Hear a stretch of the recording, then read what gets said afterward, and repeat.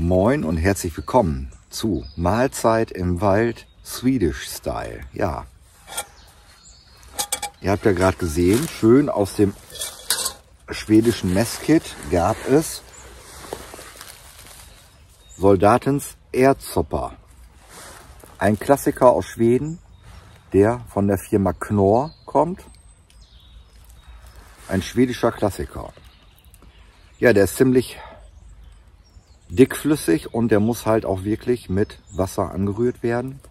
In der Dose waren jetzt drin 531 Milliliter. Ich habe noch ein bisschen Wasser zugegeben, also das war jetzt eine schöne, ordentliche Portion und es war lecker. Was ist hier drin? Watten, Gula, Ärter 25%. Fläschjört 17%. Fett von Gries, Fett vom Schwein 4% und Salz, modifizierte Stärke und so weiter und so fort. Auf jeden Fall enthält dieses Produkt 3 Portionen, steht hier unten. Da oben ist nochmal die,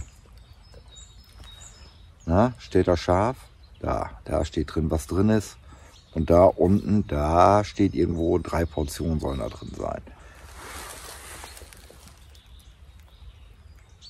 Ergibt circa 8 Deziliter fertige Suppe.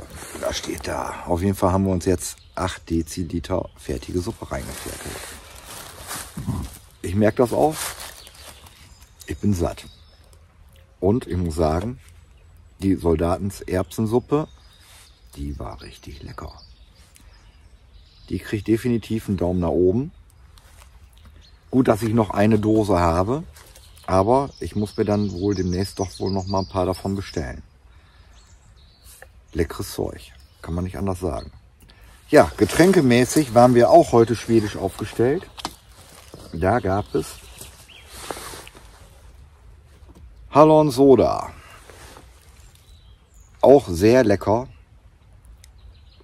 Kann ich nur empfehlen. Schön Himbeergeschmack. Himbeerbrause. Echt schwedisch. Gießen wir uns jetzt mal gleich noch was von ein.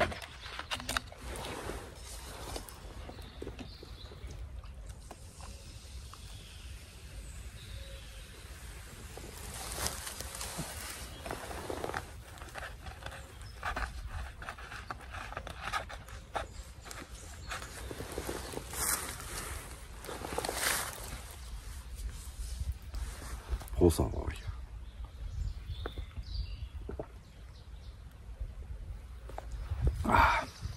Ja, lecker.